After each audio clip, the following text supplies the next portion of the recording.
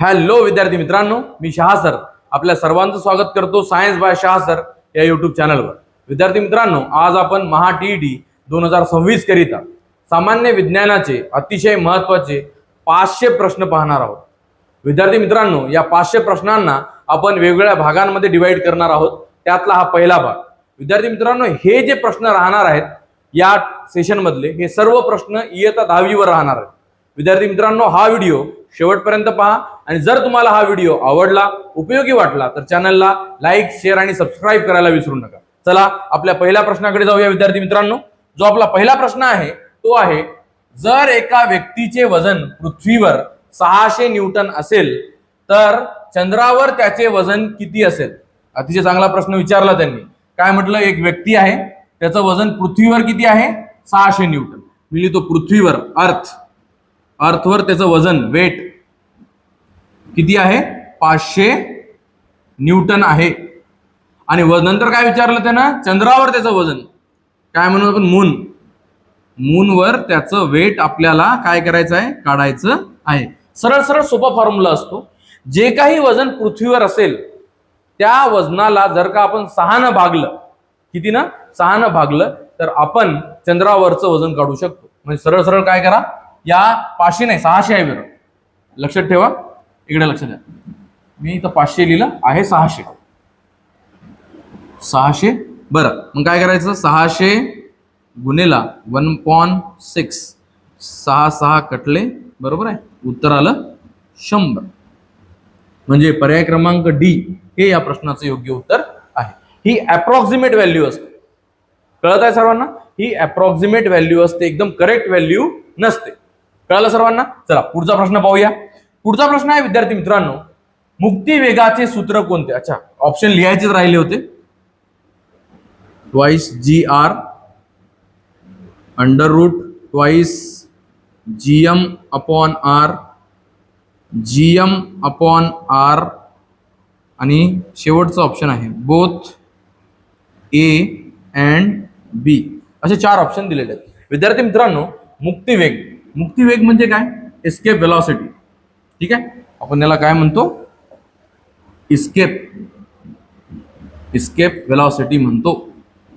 या इस्केप वेलॉसिटीचा त्यांनी आपल्याला फॉर्म्युला विचारला, सूत्र विचारलं, तर हे पण सूत्र आहे इस्केप वेलॉसिटीचं आणि हे पण आहे। म्हणजे पर्याय क्रमांक D both A and B हे याचं योग्य उत्तर आहे। विद्यार्थी मित्रांनो, काय झालं का ते जे छापतायत ना, जेव्हा आपण हे बनवतो स्लाइड, त्यामध्ये हे रूट गीड ते येत नाही, म्हणून मला हे सुटलं होतंय। चला पुढच्या प्रश्नाकडे जाऊया। पुढचा प्रश्न आहे, पृथ्वीवरील मुक्तिवेग किती असतो? अतिशय चांगला प्रश्न विचारला की एस्केप वेलॉसिटी पृथ्वीची किती आहे? 11.2 किलोमीटर पर सेकंड। लक्षात ठेवायचं, escape velocity on earth is 11.2 kilometre per second. जर तुम्ही कोणतीही वस्तू 11.2 किलोमीटर पर सेकंड या तीव्रतेने वर फेकली तर ती परत खाली येत नाही, ती अर्थच्या ग्रॅव्हिटेशनल फील्डला सोडून ती बाहेर चालली जाते। यालाच एस्केप वेलॉसिटी म्हणजेच काय म्हटलं जातं? मुक्तिवेग म्हटलं जातं। कळालं सर्वांना? चला पुढच्या प्रश्नाकडे जाऊया। विद्यार्थी मित्रांनो, जो पुढचा प्रश्न आहे तो आहे अत्यंत महत्वाचा आहे। गुरुत्व स्थिरांक म्हणजे काय? G चे SI एकक कोणते? अतिशय महत्वाचा प्रश्न विचारला। G म्हणजे काय? ग्रॅव्हिटेशनल कॉन्स्टंट, बरोबर। या ग्रॅव्हिटेशनल कॉन्स्टंटची व्हॅल्यू किती राहते? सर्वांनी सांगा, G ची व्हॅल्यू किती असते? 6.67 × 10⁻⁻11 आणि याचं युनिट विचारलं त्यांनी, एकक काय असते? न्यूटन मीटर स्क्वेअर पर kg स्क्वेअर। पहा कुठे दिसते? पर्याय क्रमांक बी हे या प्रश्नाचं योग्य उत्तर आहे। विद्यार्थी मित्रांनो, चला पुढच्या प्रश्नाकडे जाऊया। पुढचा प्रश्न आहे, केपलरच्या 3ऱ्या नियमात कोणता संबंध दिला आहे? अति चांगला प्रश्न विचारला। केपलरचे लॉ किती होते? 3, त्यापैकी कोणता विचारला त्यांनी आपल्याला? तिसरा लॉ हा कोणाकोणाशी संबंधित आहे म्हणते? वस्तुमान आणि वजन बिलकुल नाही, त्रिज्या व घनफळ बिलकुल नाही, परिभ्रमण कालावधी व कक्षेची त्रिज्या, यस, पर्याय क्रमांक 3 हे बरोबर याचा उत्तर आहे। कसं काय? त्यांनी सांगितलं तिसरा नियम हा सांगतो परिभ्रमण कालावधी आणि कक्षेची त्रिज्या या दोघांच्या मधलं रिलेशन देते। काय देते? T² is directly proportional to R³। T म्हणजे काय? परिभ्रमण कालावधी। परिभ्रमण कालावधीचा स्क्वेअर हा डायरेक्टली प्रोपोर्शनल असतो कक्षेच्या त्रिज्याच्या क्यूबला। T² is directly proportional to r³. कळालं सर्वांना? अतिशय चांगला प्रश्न होता विद्यार्थी मित्रांनो. हा समजलं सर्वांना? चला पुढच्या प्रश्नाकडे जाऊया. पुढचा प्रश्न आहे आपला, पृथ्वीच्या केंद्राजवळ वस्तूचे वजन किती असते? अतिशय चांगला प्रश्न विचारला. पहिली गोष्ट तर हे माहित पाहिजे आपल्याला की पृथ्वीच्या सेंटरला, ठीक आहे, एकदम सेंटरला जर का पोहोचले तुम्ही, कुठं म्हटलं त्यांनी? केंद्राजवळ, म्हणजे सेंटरला जर का पोहोचले तर तिथं जी ची व्हॅल्यू 0 होते. केंद्राजवळ small G, acceleration due to gravity ची व्हॅल्यू किती होते? 0 होते. मग वस्तूचं वजन काढायचं आहे ना आपल्याला. वजन म्हणजे काय असते बरं? वेट. वेट म्हणजेच काय? Mass into gravity. मग त्या वस्तूचं वजन किती राहू द्या, आणि जर ग्रॅव्हिटी 0 असेल, ग्रॅव्हिटी किती असेल? 0 असेल, मास किती राहू द्या त्याचं? तर उत्तर काय येईल? 0. म्हणजे आपण म्हणू शकतो की पृथ्वीच्या केंद्राजवळ वस्तूचे वजन हे 0 असते. अतिशय महत्वाचा आणि चांगला प्रश्न होता, लक्षात ठेवा. कधीही जर का अर्थच्या सेंटरला पोहोचले तिथं तुमचं वजन 0 होईल, तिथं ऍक्सेलरेशन ड्यू टू ग्रॅव्हिटी 0 होईल. वस्तुमान तिथे तेवढंच राहणार जेवढं होतं. कळालं? मास म्हणजे वस्तुमान, वजन म्हणजे वेट. हे दोन्ही कन्सेप्ट वेगवेगळे आहेत. चला पुढचा प्रश्न पाहूया विद्यार्थी मित्रांनो. पुढचा प्रश्न आहे, पृथ्वीच्या पृष्ठभागावर गुरुत्व त्वरणाचे मूल्य सर्वाधिक कुठे असते? त्यांनी अतिशय चांगला प्रश्न विचारला की जी व्हॅल्यू आहे कोणाची? ऍक्सेलरेशन ड्यू टू ग्रॅव्हिटीची, म्हणजे जी ची, ती सर्वात जास्त कुठे आहे म्हणते? अर्थवर. विषुववृत्तावर आहे का? At the equator.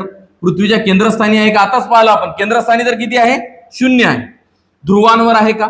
सर्वत्र सारखी आहे का? बिलकुल नसते सर्वत्र सारखी. ती इक्वेटरवर वेगळी असते आणि पोल्सवर वेगळी असते. म्हणजे विषुववृत्तावर अलग आणि ध्रुवांवर वेगळं. तर याचं उत्तर येते विद्यार्थी मित्रांनो, पर्याय क्रमांक सी, ऍट द पोल.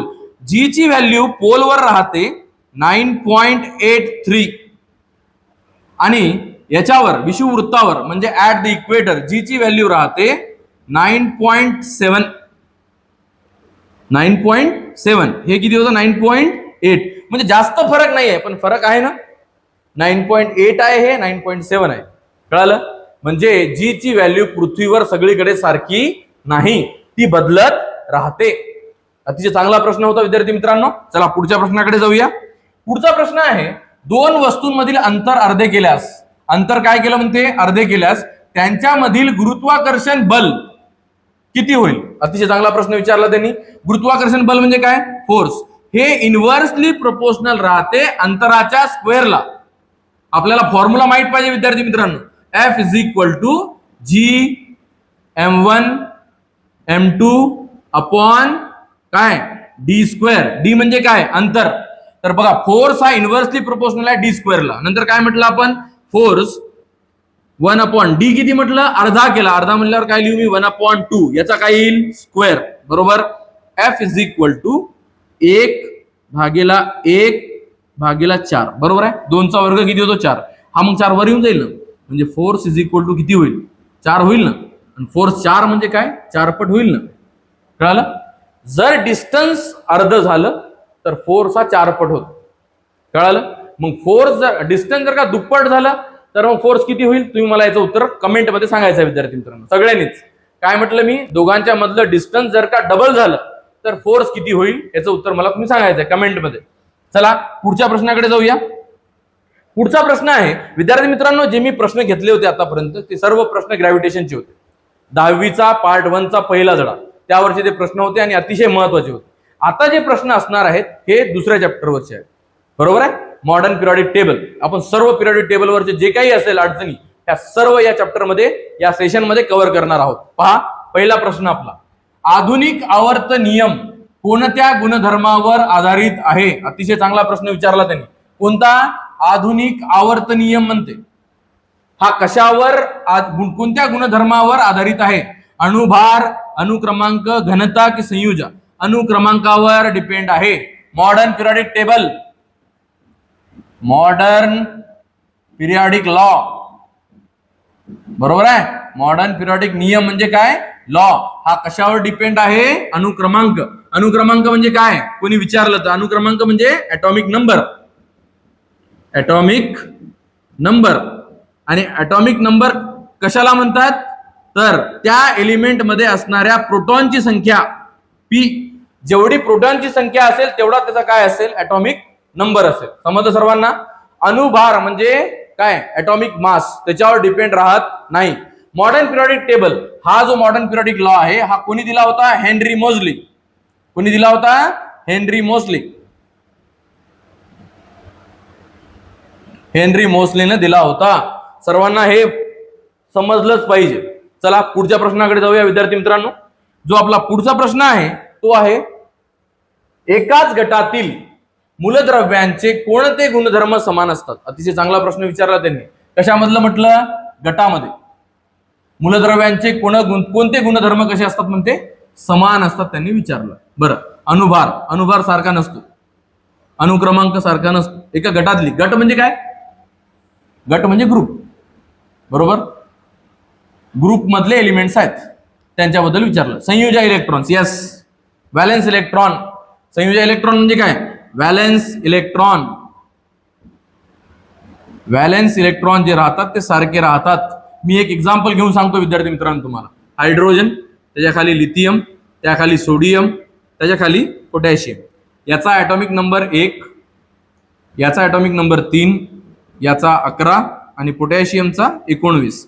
जर मी यांचं इलेक्ट्रॉनिक कॉन्फिगरेशन लिहिलं तर मी लिहिणार 1, याचं लिहिणार 2,1, याचं इलेक्ट्रॉनिक कॉन्फिगरेशन लिहिणार मी 2,8,1 आणि याचं इलेक्ट्रॉनिक कॉन्फिगरेशन लिहिणार 2,8,8,1. जर मी याला व्यवस्थितपणे पाहिलं तर मला हे कळेल की शेवटी इलेक्ट्रॉन किती आहेत, 1 आहेत. आणि हे सर्व एका ग्रुप मधले एलिमेंट्स आहेत की नाही. पहिलाच ग्रुप नंबर 1 मधले हे सर्व एलिमेंट्स आहेत. आणि या सर्वांजवळ जी व्हॅलेन्स इलेक्ट्रॉन आहेत, संयुजा इलेक्ट्रॉन्स, हे कसे आहेत, समान आहेत. कळलं, समान आहे. वस्तुमान किंवा त्यांचा ॲटॉमिक नंबर हा सारखा नाही आहे. पाहून घ्या तुम्ही, ॲटॉमिक नंबर याचा 1 आहे, याचा 3 आहे, 11 आहे, 19 आहे. कळालं सर्वांना. अतिशय चांगला प्रश्न होता. पुढच्या प्रश्नाकडे जाऊया विद्यार्थी मित्रांनो. पुढचा प्रश्न आहे, हॅलोजन कोणत्या गटात असतात. बघा किती सोपा प्रश्न होता. हॅलोजन हे कोणत्या गटात असतात, ग्रुप क्रमांक 17 मध्ये असतात. सगळ्यात महत्वाचं. आता याला आपण फोडू. हॅलोजन्स हे 17व्या ग्रुपमध्ये असतात. यांना आपण X2 न डिनोट करतो. कशाने डिनोट करतो, X2. लक्षात ठेवायचा. आता याच्यामध्ये हॅलोजन मध्ये कोणकोणते येतात बघा, फ्लोरीन, क्लोरीन, ब्रोमीन, आयोडीन. ऍस्टाटाईन सुद्धा येतो पण तो आपण शिकत नाही कारण की तो रेडिओ ऍक्टिव्ह असतो. बरं, हे सगळे 2-2च्या फॉर्म मध्ये राहतात. Cl2, Br2, I2 हे सुद्धा 10वीच्या पुस्तकात देऊ नये. Gradation in halogen. आता यापैकी जो फ्लोरीन आहे आणि क्लोरीन आहे हे दोन्हीही गॅस फॉर्म मध्ये असतात, वायू रूपात असतात. त्यानंतर हा ब्रोमीन जो आहे हा लिक्विड फॉर्म मध्ये असतो. कोणत्या फॉर्म मध्ये असतो, लिक्विड. आणि हा I2 जो आहे हा सॉलिड फॉर्म मध्ये असतो. कळालं सर्वांना. हॅलोजन होते फ्लोरीन, क्लोरीन, ब्रोमीन आणि आयोडीन. ग्रुप क्रमांक कोणत्या मध्ये होते, 17 मध्ये, बरोबर. त्यापैकी फ्लोरीन आणि क्लोरीन हे दोन्ही काय आहेत, गॅस आहेत. ब्रोमीन आणि आयोडीन, ब्रोमीन हा लिक्विड आहे तर आयोडीन हा सॉलिड आहे. आणि हे सर्व काय आहेत, अधातू आहेत. हे सर्व अधातू आहेत. कळलं सर्वांना. नंतर ग्रुप क्रमांक 18 मध्ये कोण राहतात, निष्क्रिय वायू, नोबल गॅसेस. ग्रुप क्रमांक 16 मध्ये ऑक्सिजन राहतो आणि ग्रुप क्रमांक 15 मध्ये नायट्रोजन राहतो. Nitrogen, phosphorus. कळलं. चला पुढच्या प्रश्नाकडे जाऊया. पुढचा प्रश्न आहे, एका आवर्तात डावीकडून उजवीकडे जाताना अणुत्रिज्या कशी बदलते. काय म्हटलं त्यांनी, आवर्त म्हणजे पिरियड, बरोबर आहे. आवर्तात तुम्ही कुठून कुठे जाताय, डावीकडून, लेफ्ट साइड कडून राईट साइड कडे तुम्ही जात आहात, इकडून इकडे जात आहात. तर काय म्हटलं त्यांनी, अणुत्रिज्या, ॲटॉमिक रेडियस, अणुत्रिज्या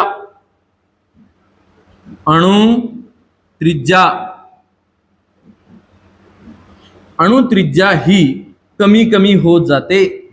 लक्षात ठेवा, कमी होत जाते. कळालं. पर्याय क्रमांक बी हे या प्रश्नाचं योग्य उत्तर आहे. आता तुम्ही म्हणसाल का कमी होत जाते इकडून तिकडे जाताना, तर न्यूक्लिअर चार्ज वाढत जातो. काय वाढत जातो, न्यूक्लिअर चार्ज. जसा जसा न्यूक्लिअर चार्ज वाढेल तसा तसा साईज काय होत जाईल, छोटा होत जाईल. कळलं सर्वांना. काय म्हटलं त्यांनी, डावीकडून उजवीकडे जाताना. सगळ्यांना समजलं. अतिशय चांगला होता. अजून काय वाढते हे जर का पाहायचं असेल तर पुढचे प्रश्न अजून आहेत, पहा. विद्यार्थी मित्रांनो, मी परत सांगत आहे, जर हे माझं सेशन तुम्हाला आवडत असेल, उपयोगी वाटत असेल तर चॅनलला लाईक, शेअर आणि सबस्क्राईब करायला विसरू नका. चला पहा, के पोटॅशियम, Li म्हणजे लिथियम, Na म्हणजे सोडियम आणि Be म्हणजे बेरिलियम यांच्यापैकी सर्वात कमी अणुत्रिज्या असलेला अणू कोणता? आता सांगितलं मी तुम्हाला, कुठून कुठे जाताना, इकडून तिकडे जाताना अणुत्रिज्या काय होते, कमी होत जाते. बरोबर. मग आता यांना आपण अरेंज करू ना. सगळ्यात पहिले कोण येईल बरं? Lithium.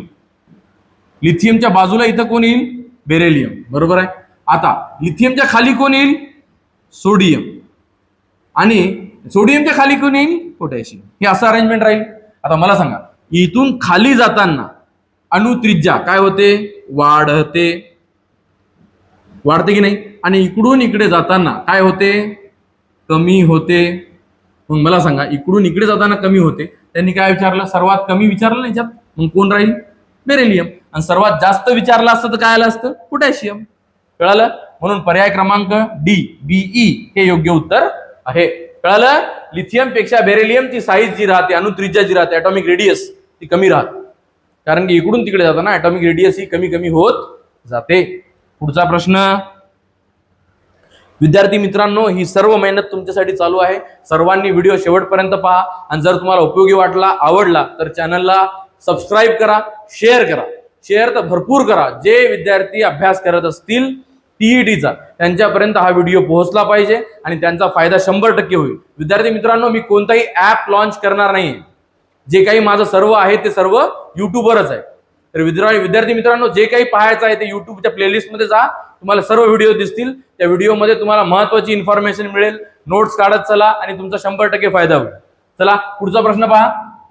NaPCl Si Mg. Na म्हणजे काय? सोडियम. P म्हणजे फॉस्फरस, Cl म्हणजे क्लोरीन, Si म्हणजे सिलिकॉन आणि Mg म्हणजे मॅग्नेशियम यांच्यापैकी सर्वाधिक आकारमान असलेला अणू कोणता? सर्वाधिक आकारमान म्हणते, ॲटॉमिक साईज कोणाचा सर्वात जास्त आहे म्हणते. चला पाहूया आपण. बोला, अरेंज करायचं आहे आपल्याला. सर्वात पहिले कोणाला लिहू? Na. त्यानंतर कोण येतो? Mg येतो. Na नंतर Mg नंतर कोण येईल बरं? सिलिकॉन येईल. सिलिकॉन नंतर कोण येईल? फॉस्फरस येईल. आणि फॉस्फरस नंतर कोण येईल? क्लोरीन येईल. हे एकाच आवर्तातले आहेत की नाही? एकाच पिरियड मधले आहेत ना? बरोबर. कोणता पिरियड असेल बरं? हा तिसरा पिरियड. तिसऱ्या आवर्तातील आहे ते. बरोबर. आता इकडून तिकडे जाताना तुम्हाला माहित आहे अणुत्रिज्या काय होते? इकडून तिकडे जाताना कमी होते. अणुत्रिज्या कमी होते तर ॲटॉमिक साईज सुद्धा काय होते? कमीच होते. त्यांनी काय विचारलं आपलं? पण सर्वाधिक आकारमान विचारलं. बरोबर. ॲटॉमिक साईज सर्वात जास्त, इकडे कमी होणार जाणार म्हणल्यावर हा सर्वात कमी राहील, म्हणजे हा सर्वात जास्त राहील. अरे इकडून तिकडे चाललो आपण तर कमी कमी होत चालली की नाही? कमी कमी होत जाणार म्हणल्यावर इथं सर्वात मोठा असेल ना सुरुवातीलाच. म्हणजे पर्याय क्रमांक ए हे या प्रश्नाचं योग्य उत्तर आहे. विद्यार्थी मित्रांनो, असे काही विद्यार्थी असतील ज्यांना ऑलरेडी ह्या कन्सेप्ट माहीत असेल तर त्यांनी काय करा, आधी हे दोन्ही चॅप्टर पाहून घ्या, वाचून घ्या पूर्णपणे पुस्तकातून, आणि त्यानंतर काय करत चला की प्रश्न पाहत चला, तुम्ही सोडून पाहत चला, त्यानंतर क्लिक करून मग उत्तर मी काय सांगतो तुमचं उत्तर काय आलं ते चेक करून पाहत चला. यामुळे तुमचा सराव सुद्धा होईल आणि तुम्हाला जर का तुमचे प्रश्नाचे उत्तर योग्य आले तर तुम्हाला फायदा होईल, तुम्हाला आनंद होईल. बरोबर. चला पुढचा प्रश्न पहा. समजलंय सर्वांना? पुढचा प्रश्न आहे विद्यार्थी मित्रांनो, गट 17 मधील मूलद्रव्ये सामान्यतः किती इलेक्ट्रॉन ग्रहण करतात? अतिशय चांगला प्रश्न विचारला. कोणता क्रमांक म्हणते? गट क्रमांक 17. गट क्रमांक 17 मध्ये कोण राहते? हॅलोजन्स राहतात. आपण आताच पाहिला आणि सर्व डिटेल मध्ये इन्फॉर्मेशन पाहिली. आता आपण काय करू, त्याचे पहिले एलिमेंट्स लिहून घेऊ.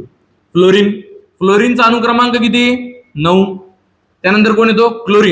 क्लोरीनचा किती? 17. आता यांचं इलेक्ट्रॉनिक कॉन्फिगरेशन लिहू आपण समोर.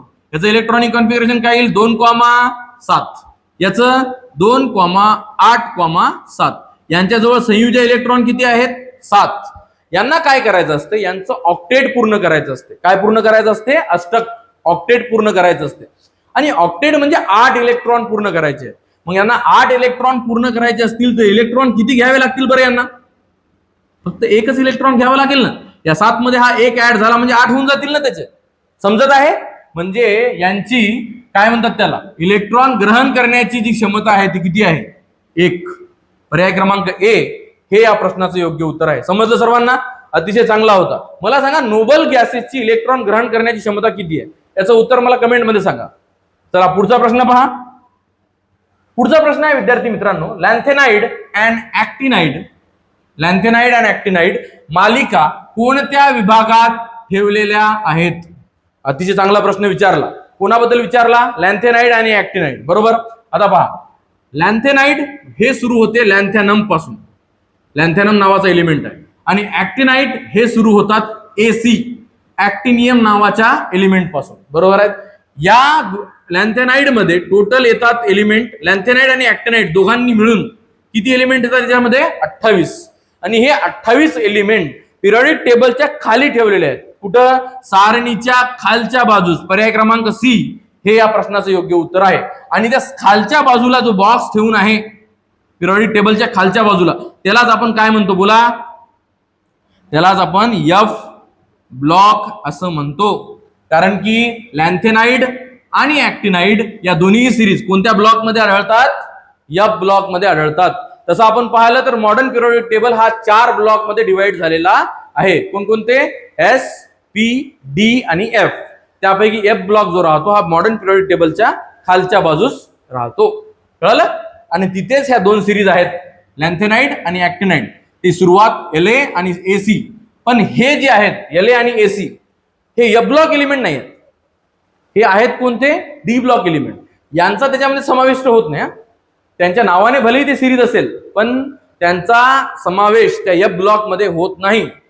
लॅन्थेनमच्या समोरचा जो सेरियम असतो त्याचा तिथं सुरुवात होतो. म्हणून लक्षात ठेवायचं की एफ ब्लॉक मध्ये फक्त 28 एलिमेंट आहेत. आणि एफ ब्लॉकच्या एलिमेंट्सला काय म्हणतात? इनर ट्रान्झिशन एलिमेंट्स म्हणतात. Inner transition element. कळालं? इनर ट्रान्झिशन एलिमेंट कोणाला म्हणतात? एफ ब्लॉकच्या एलिमेंट्सला म्हणतात. आणि या ब्लॉक मध्ये कोणकोणत्या सिरीज राहतात? लॅन्थेनाइड आणि ऍक्टिनाइड. पुढच्या प्रश्नाकडे जाऊया. विद्यार्थी मित्रांनो, परत सांगत आहे, जर माझं हे सेशन तुम्हाला आवडत असेल, उपयोगी वाटत असेल, माझी मेहनत समजत असेल तुम्हाला, तर चॅनलला लाईक, शेअर आणि सबस्क्राईब करायला विसरू नका. पुढचा प्रश्न, क्लोरीन कोणत्या आवर्तात आहे? अतिशय चांगला प्रश्न विचारला त्यांनी. कोणाबद्दल विचारला? आपल्याला क्लोरीन बद्दल. मला एक सांगा, क्लोरीन हा कोणत्या आवर्तात आहे? पिरियड मध्ये आहे त्यांनी विचारलं आपल्याला. मला माहित आहे, तुम्हालाही माहित असलं पाहिजे. हे बघा, हायड्रोजन, नंतर कोण येतो? हेलियम, त्यानंतर इकडे कोण? लिथियम, नंतर बेरिलियम, इकडे याच्या खाली निऑन, त्याच्या पहिले फ्लोरीन, त्यानंतर ऑक्सिजन, नंतर नायट्रोजन, नंतर कार्बन, नंतर बोरॉन. बरोबर आहे. हे झाले पूर्ण 10 पर्यंत. नंतर इथं कोण येतो? सोडियम, इथं मॅग्नेशियम, इथं aluminium, silicon, phosphorus, sulphur, chlorine आणि ॲरेगॉन. हा कोणता पिरियड? आवर्त कोणता? पहिला. हा दुसरा. मग हा कोणता असेल? तिसरा. म्हणजे हे क्लोरीन पहा, हा आवर्त आहे ना असा. हा कोणत्या आवर्तात आहे? तिसऱ्या आवर्तात आहे. पर्याय क्रमांक सी हे या प्रश्नाचं योग्य उत्तर आहे. विद्यार्थी मित्रांनो, यासाठी काय करा, हे 20 पर्यंत तुम्हाला एलिमेंटचे पाठ असले पाहिजे. आणि त्यासाठी नाही का त्यांचे आवर्त, त्यांचे ग्रुप नंबर हे पाठ करून ठेवा. त्यामुळे तुम्हाला पेपरमध्ये सोपा जाईल हे प्रश्न. कळलं? हा कन्सेप्ट या चॅप्टरवर जर का प्रश्न आले तुम्हाला सोपे वाटतील जर तुम्ही हे 20 पर्यंत पाठ केले. याच्या खाली येते पोटॅशियम आणि याच्या खाली कॅल्शियम. असे पूर्ण टोटल एलिमेंट्स किती झाले? ते 20. 1 2 हे 8. बरोबर. हे 8 8 आणि 16, हे 2 18 आणि हे 2 20. असे 20 एलिमेंट्स होते. कळलं सर्वांना? चला पुढच्या प्रश्नाकडे चला. पुढचा प्रश्न आहे, गट ए मधील मूलद्रव्यांची अभिक्रियाशीलता खाली जाताना कशी बदलते? विद्यार्थी मित्रांनो, जो गट 1 असतो, पहिला गट, हा कोणत्या ब्लॉक मध्ये असतो? एस ब्लॉक मध्ये. बरोबर. नंतर गट ए च्या एलिमेंट्सला आपण काय म्हणतो? अल्कली मेटल म्हणतो. बरोबर आहे. काय म्हणतो? अल्कली मेटल, अल्कली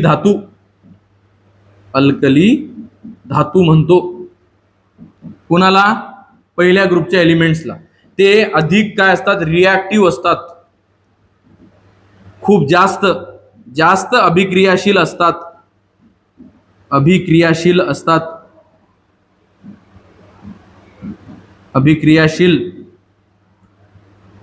कोण? पहिल्या गटातले एलिमेंट्स. पहिल्या गटात एलिमेंट कोणकोणते आहेत? हायड्रोजन आहे. पहिला एलिमेंट कोणता आहे? हायड्रोजन. त्यानंतर लिथियम, त्यानंतर सोडियम, त्यानंतर पोटॅशियम, पोटॅशियमच्या खाली रुबिडियम, त्याखाली सिझियम, त्यानंतर फ्रान्शियम. खाली जसे आपण जात जाऊ तशी त्याची रिॲक्टिव्हिटी वाढत जाते. काय होत जाते? वाढत जाते. म्हणजे या प्रश्नाचं योग्य उत्तर आहे पर्याय क्रमांक बी. हे भयानक अभिक्रियाशील असतात बरं. पाण्यासोबत एवढी भयंकर रिॲक्शन दाखवतात हे की आग पकडतात एकदम. चला पुढचा प्रश्न पहा.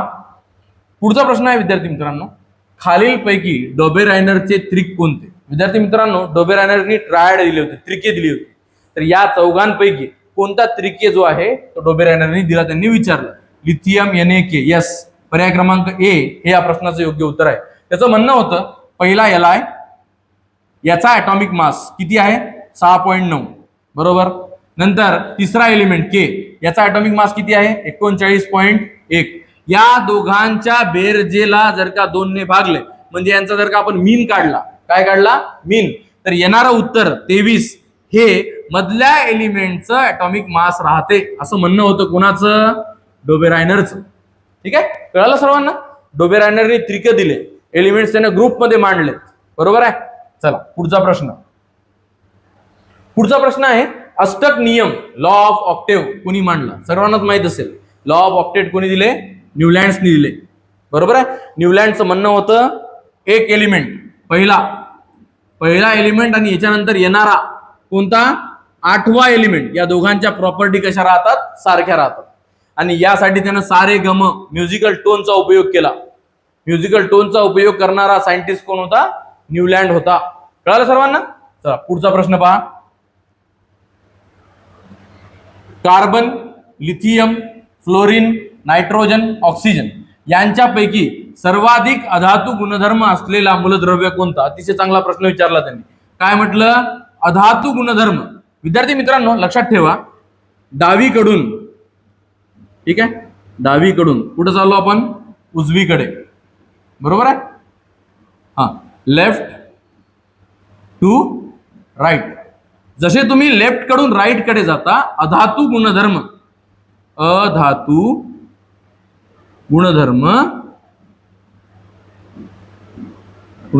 वाढतो. लक्षात ठेवा हे. Non metallic character increases as we grow from left to right. डावीकडून उजवीकडे जाताना अधातू गुणधर्म, नॉन मेटॅलिक कॅरेक्टर हे वाढत जाते. मग आपण यांना अरेंज करू आता या एलिमेंट्सला. पहा, सगळ्यात पहिले कोण येईल रे? लिथियम येईल पहिल्या नंबरला, बरोबर. लिथियमच्या बाजूला कोणी असेल का? नाही. इकडे आहे मग कार्बन, बरोबर. कार्बन नंतर नायट्रोजन, नायट्रोजन नंतर ऑक्सिजन, बरोबर. नायट्रोजन ऑक्सिजन झाला. आता उरला कोण? फक्त फ्लोरीन. मग मला सांगा, इकडून इकडे चाललो ना आपण, मग काय होतं? इकडे गुणधर्म वाढतो. आणि आपल्याला विचारलं की आणि सर्वाधिक अधातू गुणधर्म असलेला मूलद्रव्य कोणतं? मग सर्वाधिक कोण दाखवल? फ्लोरीन. वाढतो ना इकडं. मग फ्लोरीनचा अधातू गुणधर्म सर्वात जास्त, लिथियमचा अधातू गुणधर्म सर्वात कमी.